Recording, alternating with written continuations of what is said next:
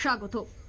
আমরা কিছুক্ষণ আগে তুলে ধরেছিলাম যে কিভাবে কম্পনে কেঁপে উঠেছে ব্যাংকক। তবে এবার কিছু ছবি আপনাদের তুলে ধরবো, যেখানে আপনারা দেখলে আটকে উঠবেন যে কিভাবে ভূমিকম্পে বহুতল ভেঙে পড়ছে। সে ছবি আপনারা দেখছেন। আতঙ্ক ছড়িয়ে পড়ে এবং আরো জানা গেছে যে শুধুমাত্র অন্যান্য দেশ নয়, ভারতেও কিন্তু কম্পন অনুভূত হয়েছে। ভারতের একদিকে দিল্লি, অন্যদিকে ভারতের ভূস্বর্গ কাশ্মীরেও কিন্তু কম্পন অনুভূত হয়েছে। ব্যাংকক এবং ভারতের বেশ কয়েকটি জায়গায় এই কম্পনকে কেন্দ্র করে অবশ্যই আতঙ্ক থাকছে।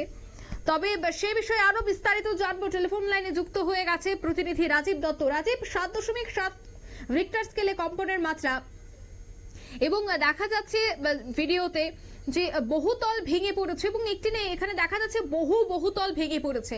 হতাহতের কি কোনো ধরনের খবর রয়েছে? উঠেছে, যার জন্য সরকারিভাবে কিছু বলা হয়নি, কিন্তু যে খবর আমরা পাচ্ছি তার দৃশ্য দেখলে ভয়ঙ্কর। তুমি নিশ্চয়ই দেখতে, আমাদের দর্শকরাও দেখতে পাচ্ছেন যে কিভাবে এই বহুতলটা ভেঙে পড়ছে।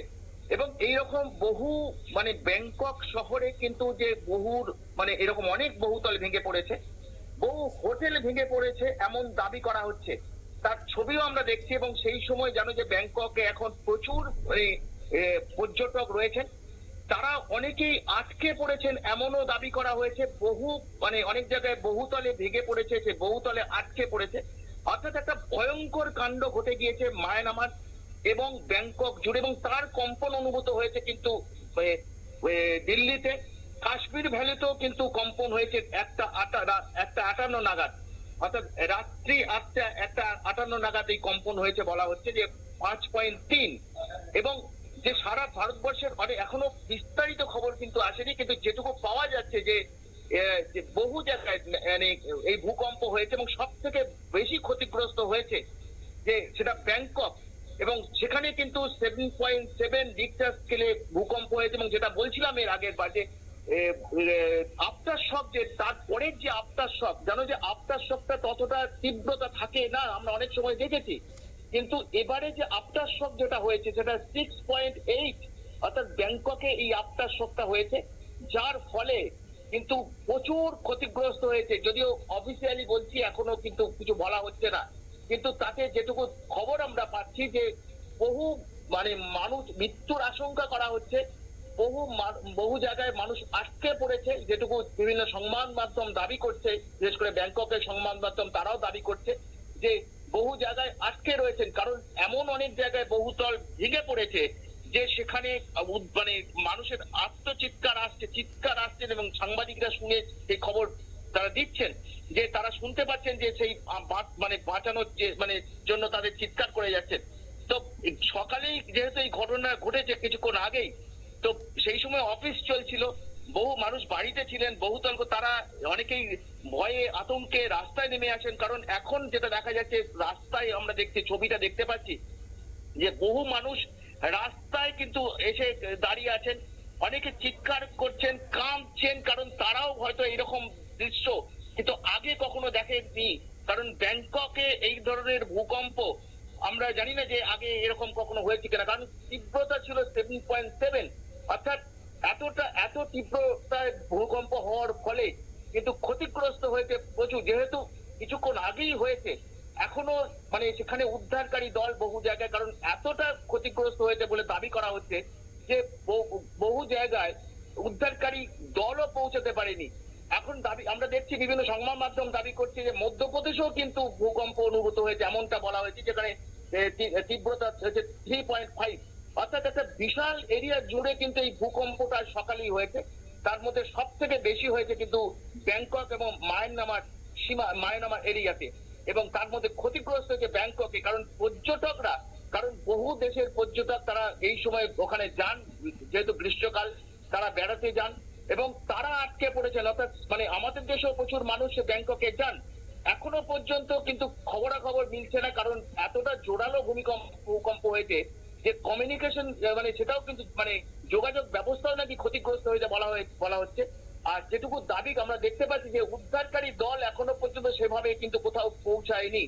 কারণ যেহেতু মানে বহু জায়গায় রাস্তাঘাট বন্ধ হয়ে গিয়েছে, রাস্তায় ফাটল দেখতে পাচ্ছি আমরা, মানে একটা ভয়ঙ্কর তীব্র আকার নিয়েছে আজকের এই ভূকম্প, যে 7.7, এবং যার ফলে কিন্তু ব্যাংকক শহর কিন্তু অত্যন্ত ক্ষতির একটা আশঙ্কা করছে। এবং সেখানে এটা উড়িয়ে দেওয়া যাবে না যে যদিও সরকারিভাবে এখনো কিন্তু কিছু বলা হচ্ছে না, তবুও আমি বলছি যে মৃত্যু মানুষের হয়েছে এমন আশঙ্কা করা হচ্ছে, মানে এখনো পর্যন্ত সরকারিভাবে বলা হচ্ছে না, কিন্তু ক্ষয়ক্ষতি হয়েছে, বহুতল ভেঙে পড়েছে। এবং সেটা ব্যাংককে ব্যাংককে, কিন্তু গ্রাম অঞ্চলের দিকে আরো ক্ষতি হয়েছে বলে দাবি করা হচ্ছে। যত সময় বাড়বে আমরা আরো বিস্তারিত জানতে পারবো। তবে আজকের এই ভূকম্পে যেভাবে আমরা দেখলাম যে বাড়ি দুলতে দুলতে ভেঙে পড়লো, এরকম প্রচুর বহুতল এরকম কিন্তু ভেঙে পড়েছে ব্যাংককে, হোটেল ভেঙে পড়েছে। অর্থাৎ বুঝতেই পারছো যে হোটেল বা এই বহুতল, সেই সময় প্রচুর মানুষ নিশ্চয়ই ওখানে ছিলেন, তাদের কি কন্ডিশন অবস্থা সেটা আমরা কোনো জানতে পারিনি, বা ওখানকার সংবাদ মাধ্যমও জানতে পারিনি। তবে ভয়ঙ্কর আকারে এই ভূকম্প হয়েছে তাতে কোনো সন্দেহ নেই, এবং এটা সন্দেহ নেই যে এর ফলে একটা বড় ধরনের ক্ষয়ক্ষতির আশঙ্কা করা হচ্ছে। অঙ্কিতা, একদমই। এবং যে কথা তুমি বলছিলে যে ব্যাংকক সহ আরো বেশ কয়েকটি জায়গায় কম্পন, তার সাথে দুঃখিত, তার সাথে সাথেই দেখা গেল যে ভারতের দিল্লি এবং ভূস্বর্গতেও কম্পন অনুভূত হয়েছে। অন্যদিকে উত্তর পূর্বাঞ্চলে এই মুহূর্তে রেড জোনে রয়েছে, 5 নম্বরে রয়েছে ভূমিকম্পের ক্ষেত্রে। সেই জায়গায় কি মনে হয় এবার প্রশাসনকেও এই বিষয়টা নিয়ে সতর্ক হওয়া উচিত? দেখো সতর্ক, এটা তো উত্তর নর্থ ইস্ট হচ্ছে অত্যন্ত ভূকম্প প্রবণ এরিয়া। জানো যে আসামে কয়েকদিন আগেই আমরা দেখেছি পরপর কয়েকটি ভূকম্প হয়েছে। আর এই যে মায়ানমার যে ভূকম্পটা হয়েছে সেটা তার পাশে কিন্তু মণিপুর, আমাদের দেশেরই বর্ডার। তো এখনো পর্যন্ত আমরা বিস্তারিত পাইনি, কিন্তু এই যে এপিসেন্টার ছিল, যে এই যে ভূকম্পটা যেটা হয়েছে, মানে আজকে যেটা ব্যাংককে বড় ধরনের ক্ষতি হয়েছে বলা হচ্ছে, এবং ভারতবর্ষের অনেক জায়গায় ভূকম্প অনুভূত হয়েছে এবং মায়ানমার হয়েছে, সেখানে দেখা যাচ্ছে এপি সেন্টারটা কিন্তু মায়ানমারে, অর্থাৎ যে মায়ানমার যে বর্ডার, সেই বর্ডার এবং থাইল্যান্ডের যে বর্ডার তার 10 কিলোমিটার ভিতরে কিন্তু এপি সেন্টার। অর্থাৎ মায়ানমার যদি ভূকম্প অনুভূত হয় তাহলে নিশ্চয়ই আমাদের নর্থ ইস্টে তার অনুভূত হয়েছে। তবে সেটা এখনো পর্যন্ত বিস্তারিত কিছু জানা যায়নি। তবে এপি সেন্টার মায়ানমার, এবং যার ফলে কিন্তু মায়ানমারের কিছু অংশ সেটা ক্ষতিগ্রস্ত হয়েছে এমনটা বলা হচ্ছে। কিন্তু ব্যাংকক অত্যন্ত ক্ষতিগ্রস্ত, কারণ যে ছবি আমরা দেখাচ্ছি, যে ছবি আমরা জোগাড় করেছি, সেটা দেখেছি যে যেভাবে দেখছো যে দুলছে বাড়িটা, মানে এই বহুতলটা দুলছে। এবং আমরা এটা দেখলাম যে জঙ্গল অনেক জায়গায়, যে ছবি আমরা দেখলাম জঙ্গলে অনেক জায়গায়, মানে সেখানেও কিন্তু মানে জঙ্গলের মধ্যেও কিন্তু মাটির মধ্যে ফাটল হয়েছে, রাস্তায় বহু বড় বড় ফাটল হয়েছে। অর্থাৎ হঠাৎ করে কয়েক সেকেন্ডের এই ভূকম্পে, তার মধ্যে যদি বলো যে প্রথম যে ভূকম্পটা হয়েছিল সেটা তার তীব্রতা ছিল 7.7 রিক্টার স্কেল, তারপরেরটা ছিল 6.8। আর ইউনাইটেড স্টেট জিওলজিক্যাল সার্ভে তারা এই যেটা বলছে তার এই ধরনের এই তীব্রতা ছিল। যদিও অনেক দেশে, অন্যান্য দেশের মানে যারা এই ভূকম্পের যে সার্ভে হয় তারা বলছে কোন কোন জায়গায় 7.9 রিক্টার স্কেলে কিন্তু ভূকম্প হয়েছে। অর্থাৎ আবার কোন তীব্রতা, অর্থাৎ কোন জায়গায় 7.9ও দাবি করা হচ্ছে, যদি ইউনাইটেড স্টেটস বলছে, আমেরিকা বলছে 7.7। তো এটা একটা ভয়ঙ্কর 7.7 ভূকম্প হওয়া, মানে বুঝতে পারছো যে কি অবস্থা। কয়েকদিন আগে আমরা দেখেছি মানে এই মানে এই 5.সামথিং এরকম একটা রিক্টার স্কেলে ভূকম্প হয়েছিল আসাম অঞ্চলে। তো সেখানে সতর্কতা জারি করা হয়েছিল। কিন্তু যদি 6-এর বেশি ভূকম্প হয়, 6 রিক্টার স্কেলের বেশি হয়, তাহলে কিন্তু সেই ভূকম্পকে ধরে নেওয়া হয় তার ভয়ঙ্কর ভূকম্প। অর্থাৎ এখানে কিন্তু তার থেকেও বেশি 7.7। আর যদি বলো সমুদ্র উপকূলে, সমুদ্রের গভীরে যদি মানে 5 সামথিং হয়, অর্থাৎ এর তীব্রতা এরকম তীব্রতায় ভূকম্প হয়, তাহলে কিন্তু সেটা সুনামি জারি হয়। অর্থাৎ এক্ষেত্রে দেখা যাচ্ছে যে যে তীব্রতা আমরা ধরে নিই 6 এমনি জেনারেল 6 সামথিং, সে 6 রিক্টার স্কেলের বেশি হলেই তার তীব্রতা অনেক বেশি, সেটা ভয়ঙ্কর হিসেবে ধরে নেওয়া হয়। সেখানে দেখা যায় যে 7.7, অর্থাৎ ভয়ঙ্কর ভূকম্প হয়েছে, তাতে কোনো সন্দেহ নেই। ক্ষয়ক্ষতি, বড় ধরনের ক্ষয়ক্ষতি হয়েছে, যদিও বিস্তারিত ভাবে এখনো কিছু জানা যাচ্ছে না। কিন্তু যে ছবি টুকরো টুকরো আমরা পাচ্ছি, তাতে ভয়ঙ্কর দৃশ্য আমরা দেখতে পাচ্ছি। মানুষের আর্তনাদ শুনতে পাচ্ছি, মানুষ রাস্তায় নেমে গেছে দেখতে পাচ্ছি, বহুতলগুলো হুড়মুড়িয়ে ভেঙে পড়ছে আমরা দেখতে পাচ্ছি, হোটেল হুড়মুড়িয়ে ভেঙে পড়ছে দেখতে পাচ্ছি, রাস্তায় ফাটল হয়েছে, ব্রিজ ভেঙে পড়েছে। এমন নদীর জল, নদীর উপরে ব্রিজ ভেঙে পড়েছে এমনও খবর আমরা পেয়েছি, এবং বহু জায়গায় যে জল, নদীর জল উপচে মানে ফ্লাডও হয়ে গেছে এমনও খবর আমরা পাচ্ছি। আমরা অপেক্ষা করছি যে বিস্তারিত খবর নিশ্চয়ই থাইল্যান্ড সরকার জানাবে এবং অন্যান্য সরকারগুলো জানাবে কি খবর, কি কি ক্ষতি হয়েছে। তবে এটা ধরে নিতেই হবে যে এত বড় ভূকম্প 7.7 রিক্টার স্কেলে, সেখানে এবং যেখানে দেখছি এত বড় মানে সমস্ত বহুতলগুলো হাওয়ার মতো দুলছে এবং ভেঙে পড়ছে, ব্রিজ দুলছে ভেঙে পড়ছে, তাতে যে একটা বড় ধরনের ক্ষয়ক্ষতি এবং প্রাণহানি হয়েছে তাতে কোনো সন্দেহ নেই।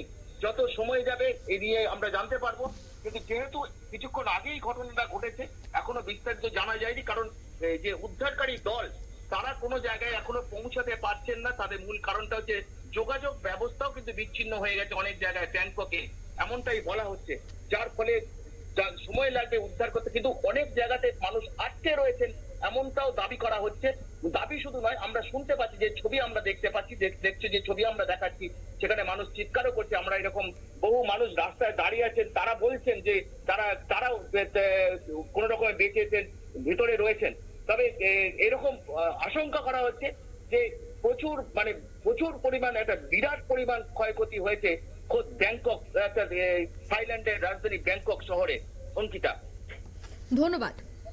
অর্থাৎ মায়ানমার, অন্যদিকে ব্যাংকক, একেবারে 7.7 রিক্টার স্কেলে কম্পনের মাত্রা, অনেকটাই বিভৎস সে ছবি আপনারা দেখতে পাচ্ছেন, যেখানে বহুতল ভেঙে পড়েছে, যেখানে সাধারণ মানুষ আতঙ্কিত, কেউ হয়তোবা বিদ্যালয়ে যাচ্ছিল, কেউ অফিসে যাচ্ছিল, এবং আশপাশের এলাকা দেখে আপনারা বুঝতে পারছেন যে একটা জনবহুল এলাকা, কিন্তু হঠাৎই এই কম্পন অনুভূত, এবং রিক্টার স্কেলে মাপার পর দেখা যায় যে কম্পনের মাত্রা ছিল 7.7, এবং আমরা জানি প্রত্যেকেই যে 5-এর পর গেলেই কিন্তু সেটা ভয়াবহ আকার ধারণ করতে পারে। কিন্তু এবার যেহেতু 7.7 রিক্টার স্কেলে, সেক্ষেত্রে আপনারা আন্দাজ করতে পারছেন যে কতটা বিভৎস এই ভূমিকম্প ছিল, এবং এই ভূমিকম্পের আফটার শক হয় কিনা তার দিকেও থাকছে নজর।